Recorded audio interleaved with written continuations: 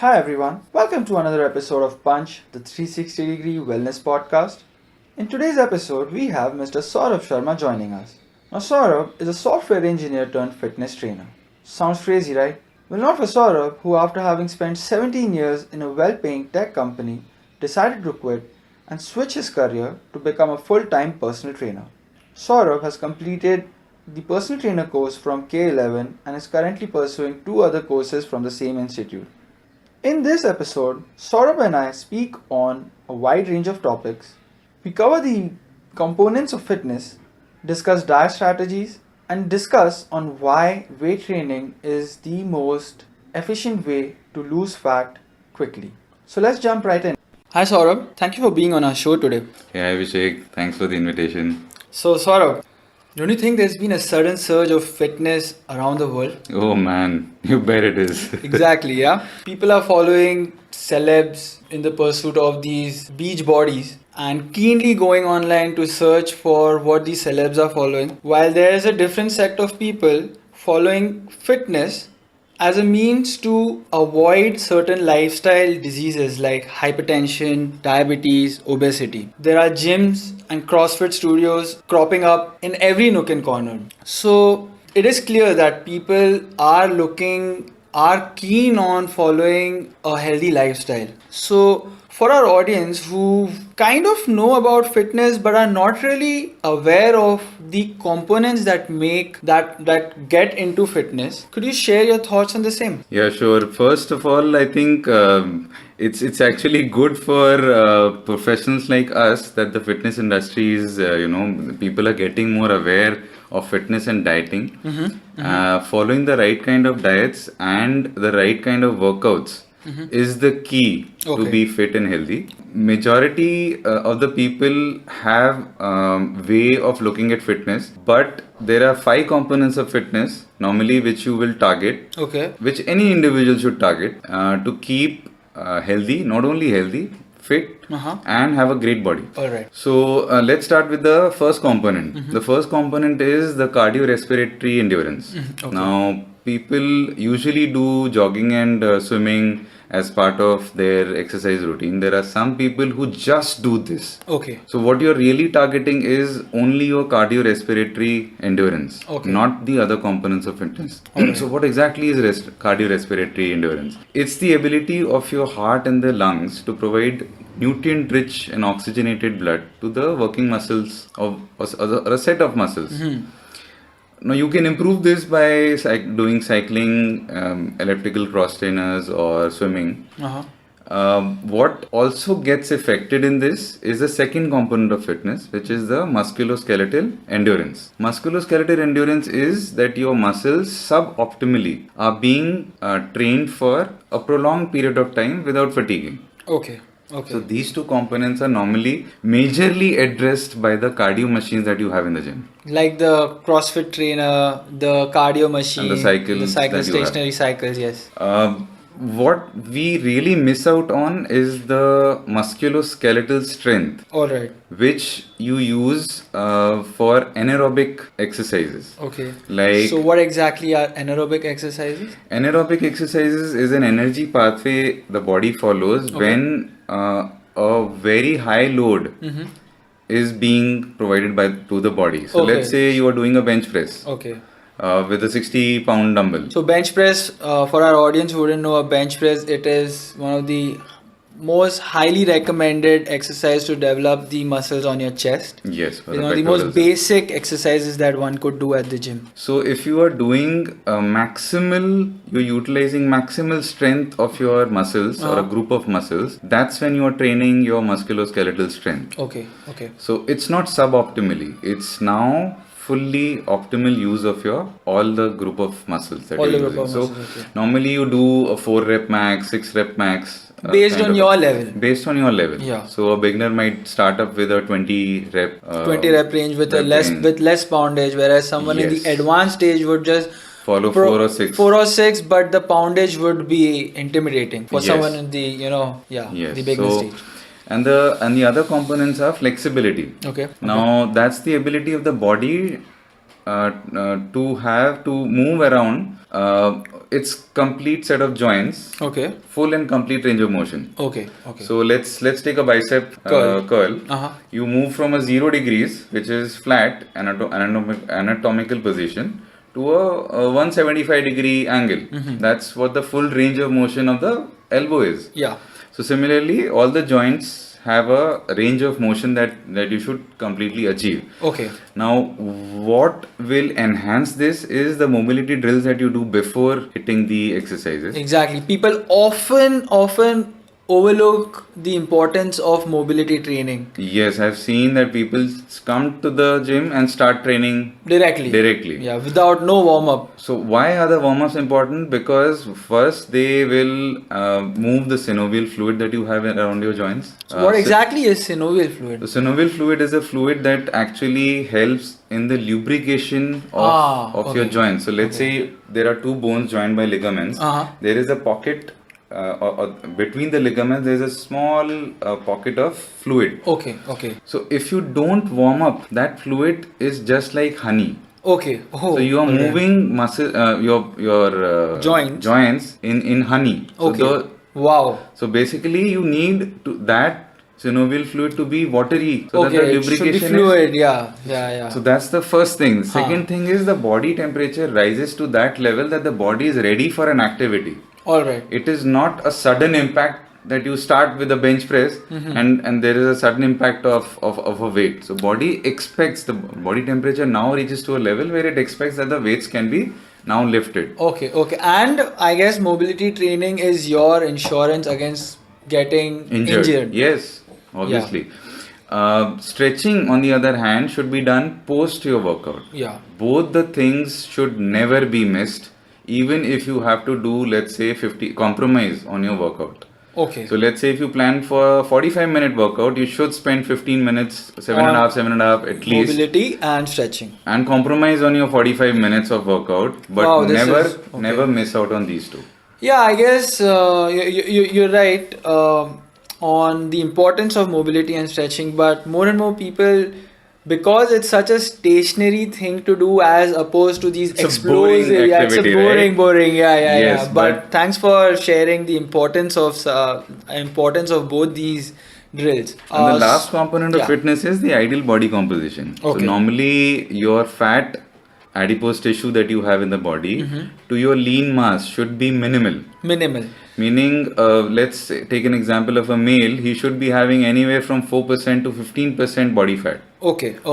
Ideally. For women, it is 8 to 20% body fat. Okay. So this obviously is a component which can be controlled via nutrition. If you just work out and don't take care of your nutrition, you will still not you'll still not see the results that you want to see.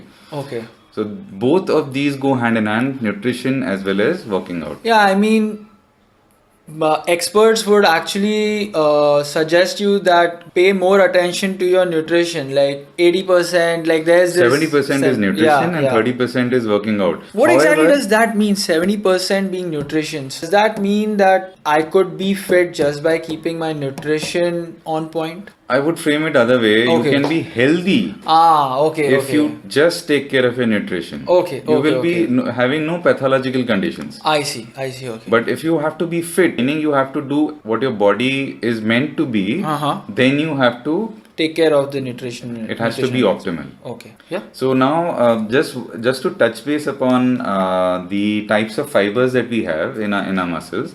Type 1 fibers are normally the one which are slow twitch fibers. Okay. So basically these are used when you are running or doing a cardiorespiratory kind of a thing. So muscular endurance and cardiorespiratory endurance would require the type 1 fibers. Okay. So they normally don't hypertrophy that much. What exactly is hypertrophy? Hypertrophy would mean increase in the size of your muscles. Okay. That's what everyone is after. Yes, that's what the bodybuilders do. So the type 2 fibers normally have two types in them. So there is a type A, which is a fast twitch fiber, and there is a type B, which is a very fast twitch fiber. Okay. Normally we don't have much control over the type 2B fibers. Okay.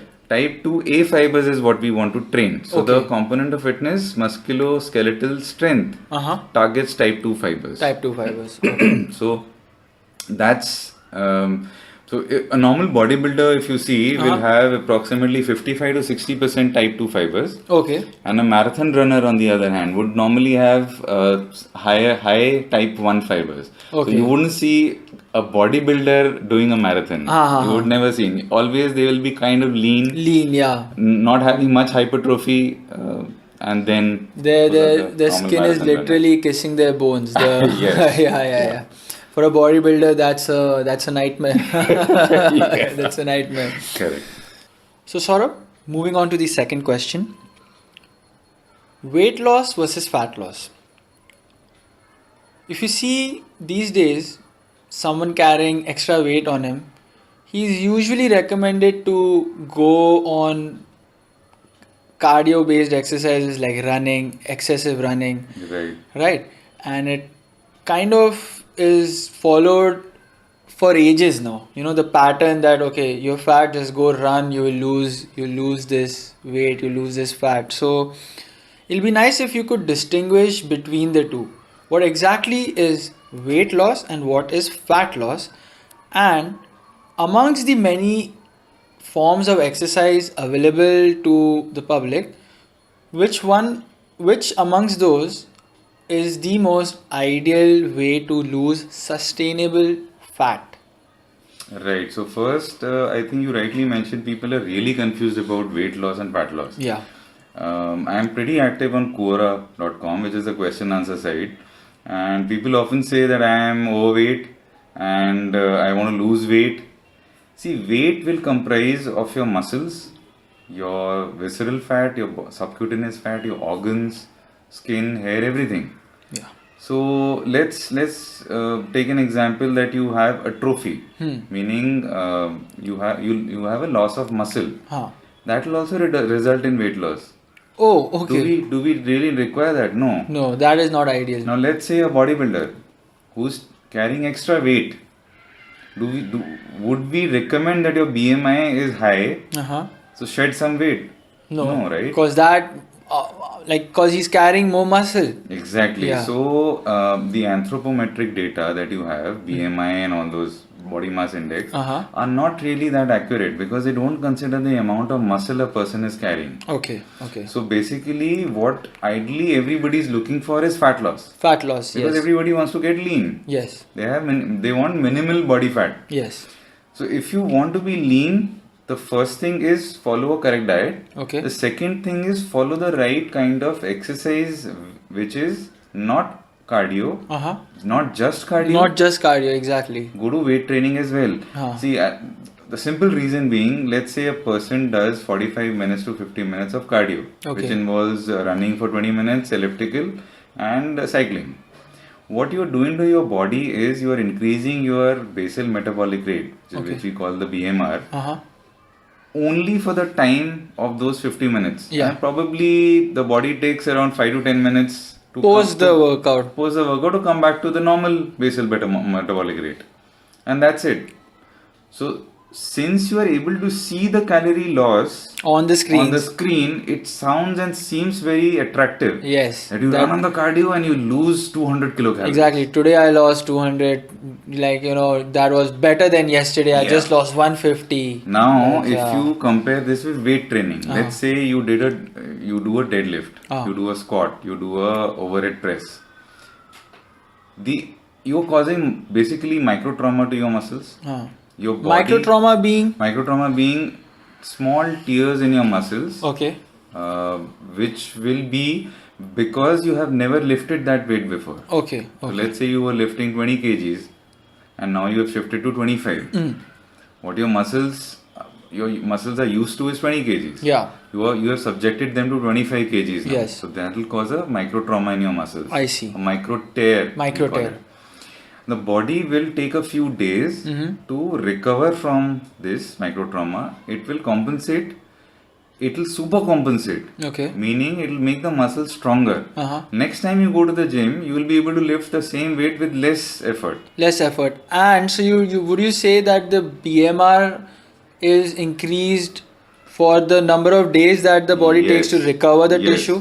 Why? Because your body is working overtime to do super compensation and the compensation part. All right. If your nutrition is right, you will be able to achieve the elevated BMR Okay. for a longer amount of time, Okay, which is approximately 48 hours to 72 hours. okay, So okay. let's say you're doing legs, which is the major muscle area. 60% of your body muscles are on the legs. Legs. So if you're doing that, then yes, if the BMR will be being elevated for- Now, what happens if you have an elevated BMR? The fat loss will be much more. Much more. Okay. So you should not just concentrate on cardio. You should do musculoskeletal strength training as well. Right, okay. So ideal thing would be to hit muscle, weights one day and do cardio the next day. Okay. Normally. Okay, okay. And for people who might not have, like, I'm sure that people want to, after listening to your answer, people would want to step into getting into weight training. For people who might not have immediate access to a gym, what ideally would you recommend that they start doing? I mean, The first thing that they can do is body weight exercise. Body weight exercises? A simple pull-up is very good exercise because you're pulling a whole body. Not many people can do a full range pull-up or a chin-up. People have difficulty doing push-ups. So we work on that, and I guess the best route for them would be to fix their diet. Yes. That's the first thing that they need to do. Okay. Remove all the carbohydrates and the garbage stuff. Or the garbage stuff. And then concentrate on the workout. So the important thing is, for fat loss, you have to be consistent. Okay. You just can't say, I went to the gym for 2 weeks, there were no results, and then I stopped. Okay. You have to be consistent at the gym to get the results. So Saurabh, that gets me to the third question of the podcast, and that is on diet. Okay. Now people are familiar with all sorts of diets that are available, like you can read up on them and you get to know these exact ratios of macronutrients that you need to have. But essentially, what are the diets that specialists like you recommend to their clients? So normally there are two types of diets that I would really recommend.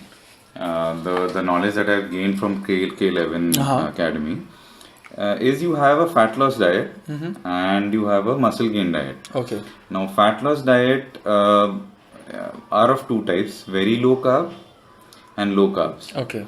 Very low carbs normally is known as the ketogenic diet, the all popular ketogenic diet. Yes, and people are really, I don't know why, they are very afraid of keto flu, ketoacidosis, and all those things.